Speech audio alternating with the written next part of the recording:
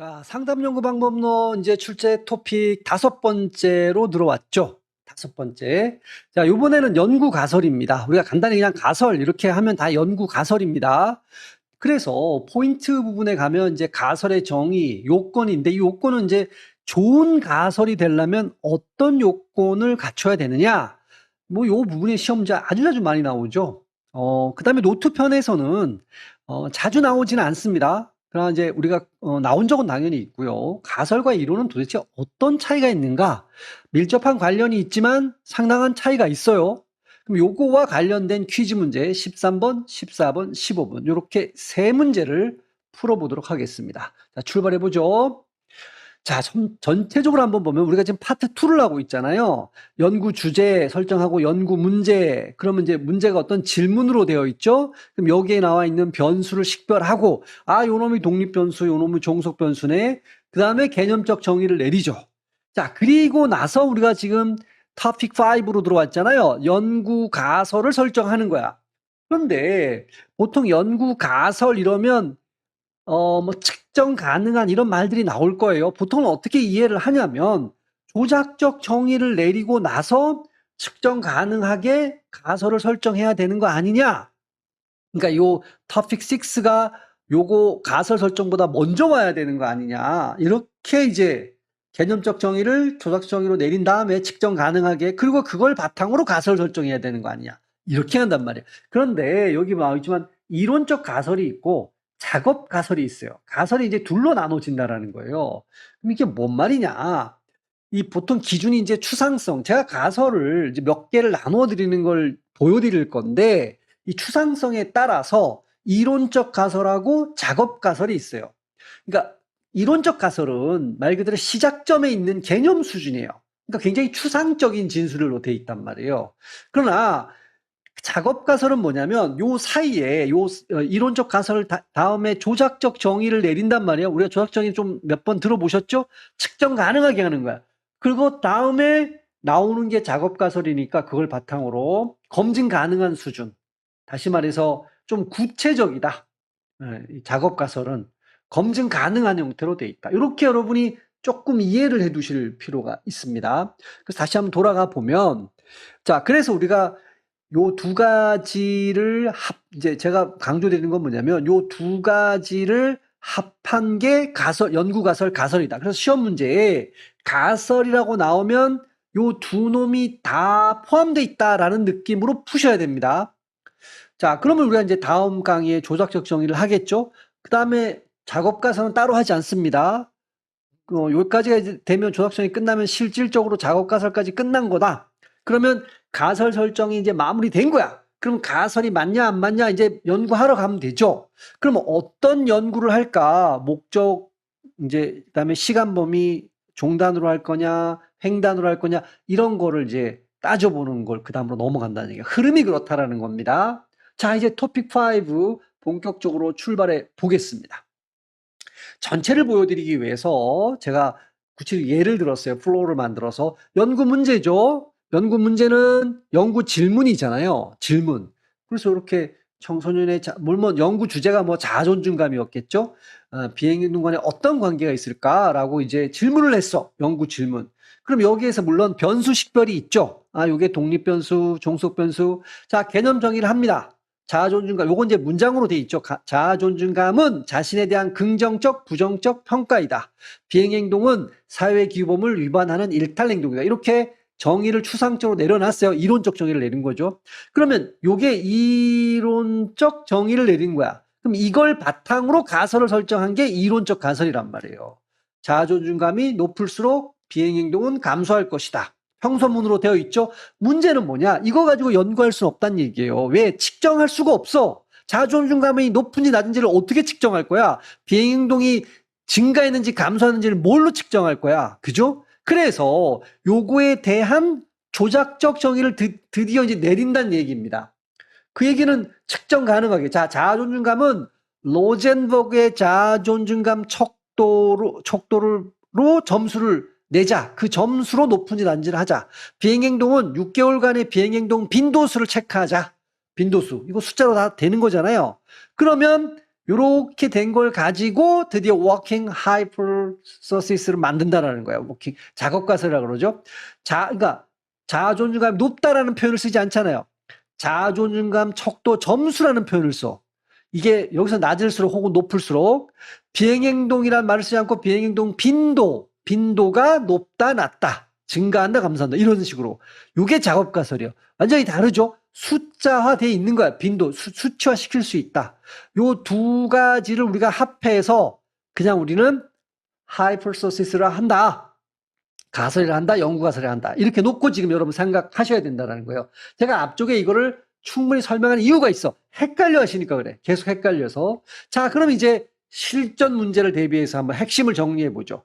가설이 뭐냐? 우리 이미 알고 있어요. 연구 문제, 연구 질문이잖아요. 여기에 대한 잠정적 결론. 평서문의 형태죠. 당연히 잠정적이에요. 그래서 두 개 이상이죠. 독립변수하고 종속변수만 있으면 단순히 인간관계고 거기에 뭐 조절변수, 매개변수 이게 들어올 수 있잖아요. 그러니까 이상이라는 표현을 쓴 거야. 요 말이 중요해요. 변수 간 관계를 검증 가능하도록 기술되어 있다는 거예요. 연구 문제에 가능한 답변, 연구 문제는 잠정적 결론. 이게 이제 답이란 얘기죠. 답, 결론이라는 건 가능한 답 이렇게도 표현할 수 있죠. 이 질문에 대한 가능한 답 중에 하나다. 여기 변수 간의 관계란 말이 또 계속 나와. 그래서 제가 조금 이렇게 얘기를 한다면 잠정적이다, 가능한 답이다, 변수 간 관계, 이런 말들에 조금 네모 표시를 하고 싶어요. 이건 명확히 예측하는 문장이다. 왜 예측해요? 제가 조금 내려볼까요? 이런 식이잖아요. 자아존중감이 높을수록 감소할 것이다. 이거 예측하는 거야. 딱 부러지죠? 뭐 요건 이제 위에 건 이론적인 가설이고 밑에 건 작업 가설이라는 거 아시겠죠? 척도 점수가 낮을수록 비행행동 빈도가 높을 것이다. 이런 식으로 명확하게 예측하는 문장이다. 연구자가 무엇을 밝히고자 하는지 그 의도와 목적을 구체적인 또 변수 간의 관계. 여기 자아존중감이 독립변수, 비행행동이 종속변수잖아요. 관계를 밝힌 것이죠. 맞잖아요. 요거를 밝히고자 한다. 그죠? 높으면 감소한다. 이걸 밝히고자 한다. 다른 말로 하면 진위, 참과 거짓을 검증한다. 요게 참일까 거짓일까를 검증하는 것이 목적이다. 외울 거까지는 없죠? 뭐 이거 뭐 왜 외워요? 시험 문제 엄청 나오는 문장이죠. 자, 그럼 이렇게 정의 내려진 가설, 즉 이런 말이에요. 좋은 가설은 그러면 어때야 되냐? 첫 번째, 명료해야 돼요. 변수 간의 관계가 모호함 없이 명확하게 기술돼야 돼. 모호함, 이건 당연한 거잖아요. 그래야지 이 사람이 뭘 검증하고 싶은 거구나 딱 부러질 수 있죠. 분명히 나타낸다. 분명히 명확하게 변수 간 관계가, 용어도 명확하게, 이런 표현들 당연하죠. 애매모호함은 절대로 안 되죠. 애매모호함은 일단은 측정이 안 돼. 모순이 발생할 수도 있고, 그러니까 딱 부러져야 된다. 이 얘기를 지금 하는 거고. 두 번째는 계속 나왔지만 검증 가능해야 돼. 그러니까 구체적으로 진술돼야 돼요. 작업가설이 그렇죠. 작업가설이 아주 구체적인 점수로 한다. 그 다음에 간결성이에요. 불필요하게 복잡하면 안 된다라는 거야. 복잡한 관계. 그러니까 최소한의 변수로 설명할 수 있어야 된다. 우리가 과학적 방법과 지식의 특징에서도 간결성이 나왔잖아요. 최소한의 변수로 현상을 설명해야 된다. 똑같아. 그것이 이제 가설이죠. 복잡하면 안 돼요. 이 얘기를 지금 하고 있는 거고요. 자, 이론적 근거성이 여기가 조금 어려울 수 있어요. 여러분, 그런데 우리가 연역이잖아요. 연역 다시 한번 제가 정리해 드릴게요. 뒤에서 또 한번 있을 건데 이론이 있으면 요 이론을 바탕으로 우리가 가설을 설정하죠. 가설을 설정한다라는 건 이제 연역 추론을 한다라는 거예요. 연역해서. 그래서 이 가설이 맞는지 검증을 하죠. 경험적 검증을 해서 이 이론을 강화할 수도 있고 수정할 수도 있고 보완할 수도 있고 이렇게 되는 거란 말이에요. 그러니까 우리가 1강에서 여러분 토픽 1에서 첫 번째 했던 연역법 생각해 보세요. 가설의 앞에 뭐가 있어야 돼요? 이론. 이 이론에 근거해서, 그러니까 이론적 배경을 가지고 가설이 나오는 거예요. 꼭 기억해야 돼요. 기존 이론, 선행 연구에 기반한 논리적 타당성. 그러니까 지금 이 가설은 공중에서 뚝 떨어진 게 아니라는 거예요. 기존에 많은 연구를 해서 이론 체계로 잡혀 있는 거가 있고, 이 이론에 근거해 볼 때 이 현상은 요것이 높아서 요렇게 됐을 것이다. 요렇게 가는 거야. 그럼 그게 맞을까? 검증해 보는 거죠. 요렇게. 그리고 검증할 가치가 있는, 의미 있는 새로운 관계를 제안해야 된다. 이건 여기서 바로 와야 돼. 너무 자명한 관계, 뻔한 거, 당연한 관계는 가설로서 가치가 없는 거죠. 당연하죠. 그죠?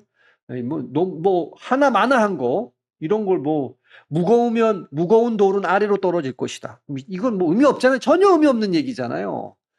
검증할 가치 있는 거. 자, 그 다음에 논리적 동일성인데, 이게 토톨로지잖아요. 동어 반복적이 뻔한 똑같은 말 계속 반복하는 건 지향이 아니라 지양해야 돼. 금지해야 돼. 하지 말아야 돼. 그죠? 당연한 거잖아요.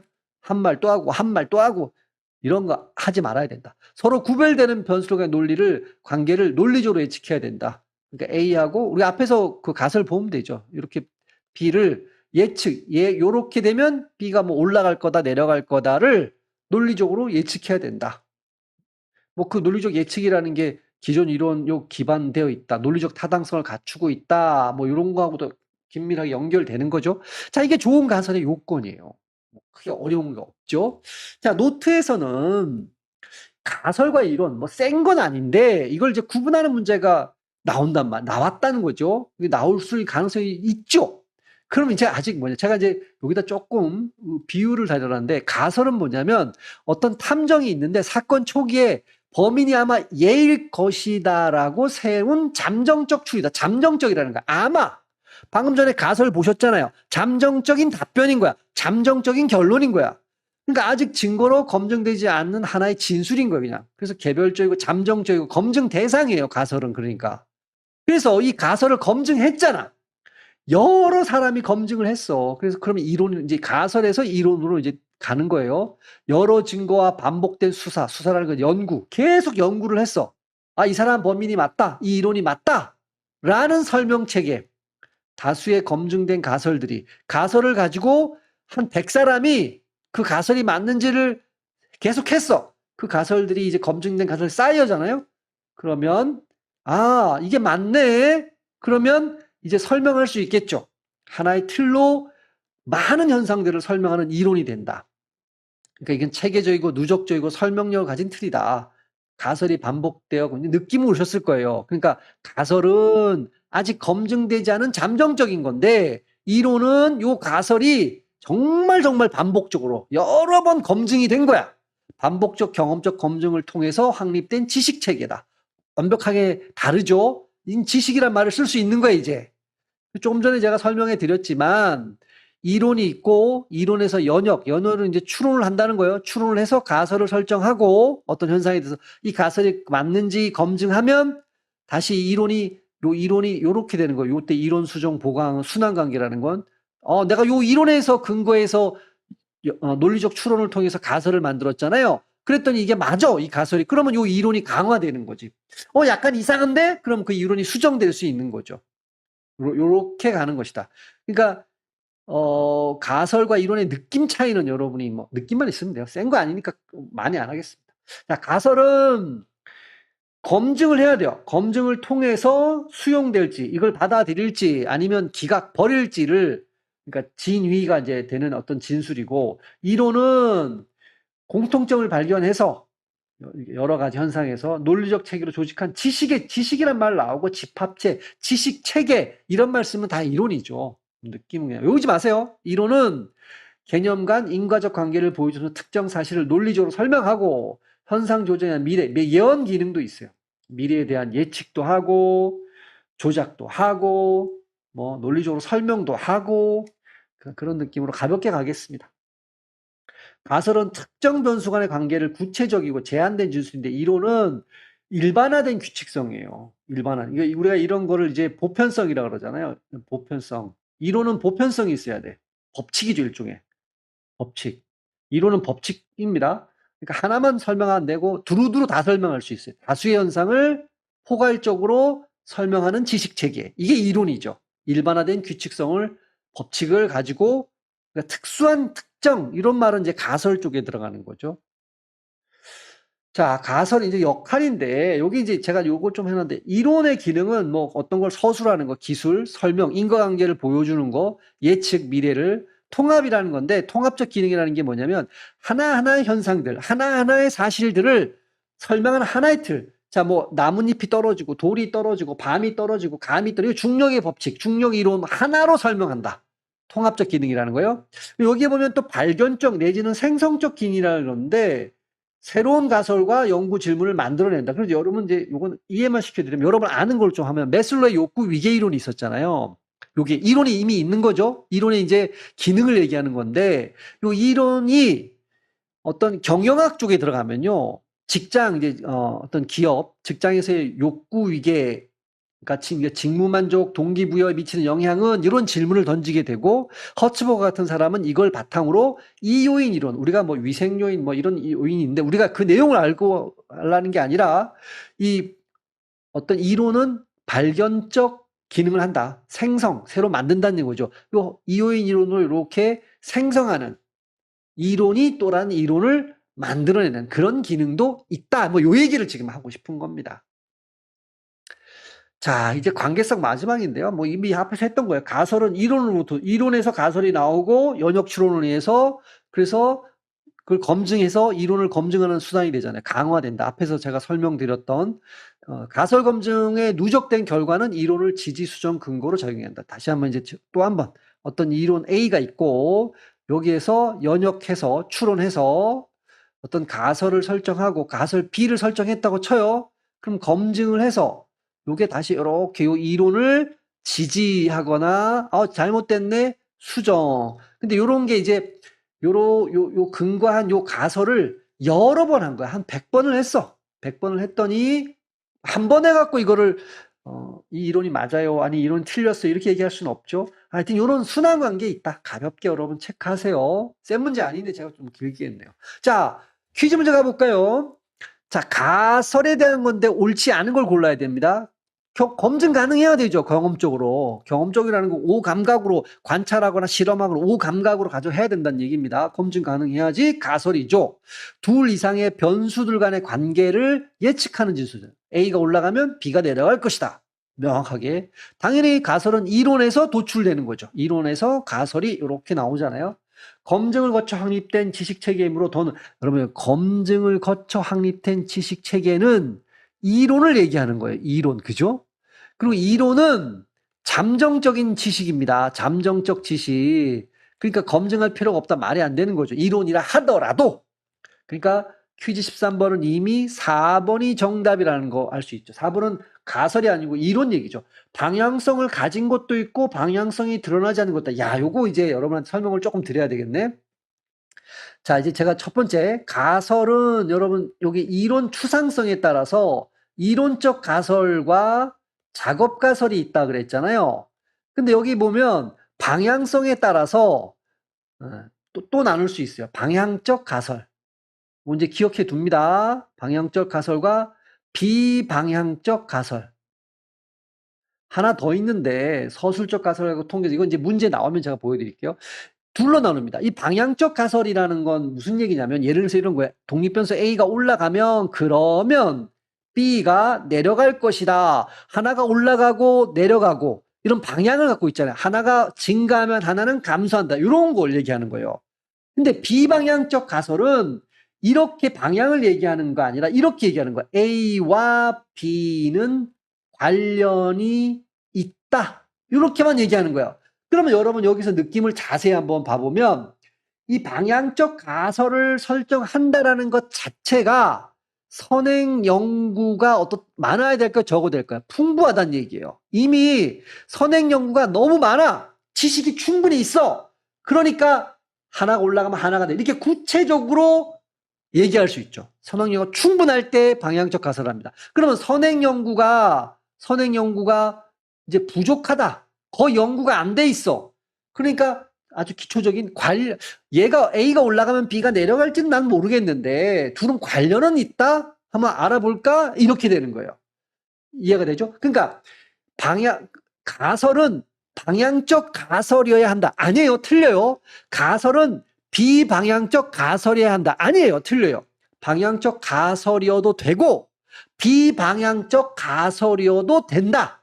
둘 다 됩니다.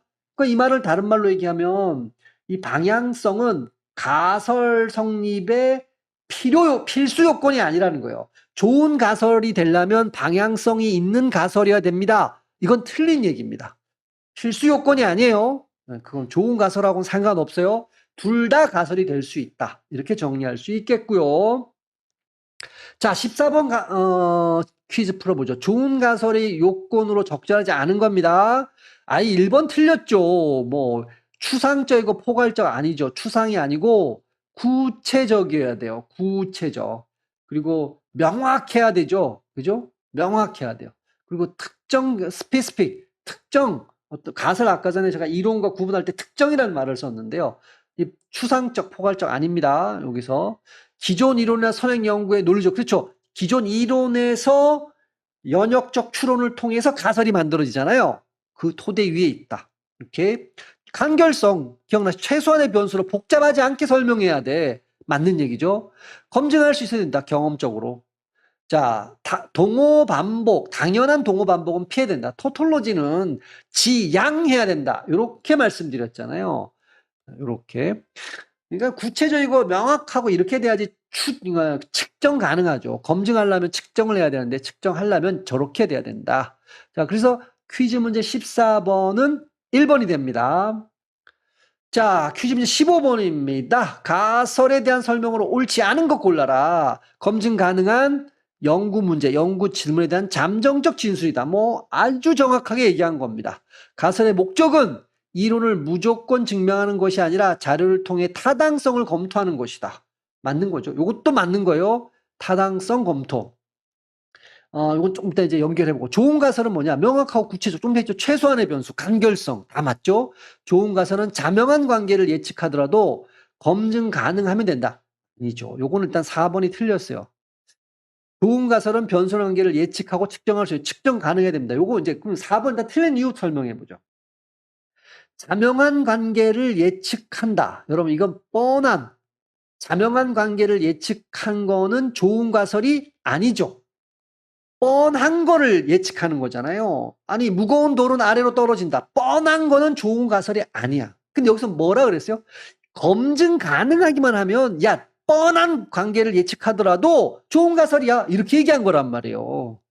검증 가능하다는 건 필수 요건 뭐 검증 가능해야지 필수적이죠. 그런데 좀 새로운 관계, 프레시하고 신선하고 학문적으로 의미 있는 관계 이런 거를 예측해야죠. 그래야 좋은 가설이 되는 거야. 그래서 4번이 틀린 겁니다. 이미 알려진 자명한 거 이런 거를 예측하는 건 좋은 가설이 아니다. 학문적으로 의미 있고 또는 새로운 관계를 예측하는 거 이런 게 좋은 가설이다. 자, 여기에 보면 가설의 목적 이런 말이잖아요. 여러분 앞에서 다 연결되는 건데 이런 얘기를 하는 거예요. 이론이 있고요. 여기서 이제 연역 추론을 하면 여기서 가설이 설정이 되잖아요. 그럼 이제 검증을 해서 요 이론이 이렇게 되는 거잖아요. 그러면 가설의 목적은 요 가설을 성립한 목적은 이론을 무조건 증명하는 것이 아니라 요 이론이 맞는지 안 맞는지를 증명하려고 하는 거야. 요 이론에서 나온 거니까 이게 아니라 자료를 통해 검증할 때 여러분 뭐 관찰 자료가 있고 뭐 여러 수집 자료들이 있을 거 아니에요? 타당성을 검토하는 것이다. 이 가설이 맞는지 안 맞는지 타당한 건지 아닌지를 검토해 보는 것이다. 이렇게 얘기한 거야. 맞는 거죠. 그 결과 부수적으로 이 이론이 강화되는 거지. 이 가설을 설정한 목적은요. 제1의 목적은 내가 근거를 둔 요 이론이 맞는지 안 맞는지를 얘기하려는 거예요. 이게 아니라는 거예요. 어떤 현상이 하나 있어야 되고요. 이 현상을 설명하려는 가설을 설정할 때 기존의 이론 아주 심플하게 하자고요. 어떤 감나무의 감이 아래로 떨어졌어. 땅 바닥으로. 그러면 중력 이론 기존에 있는데 이걸 가지고 추론해 본 결과 무거운 것은 아래로 떨어진다라는 가설을 설정한 거야. 그럼 검증한 거야. 자료를 모았어요. 그럼 무거운 것들 가서 실험을 막 했을 거 아니야. 자료가 있을 거 아니야. 이게 타당한가 이 가설을. 이걸 목적이지. 그 결과 타당한다면 내가 뿌리를 둔 요 이론은 이거는 맞는 얘기네. 이렇게 되는 거죠. 이렇게 제가 길게 얘기했지만 그런 느낌이다. 이렇게 여러분 이해해 두시면 됩니다.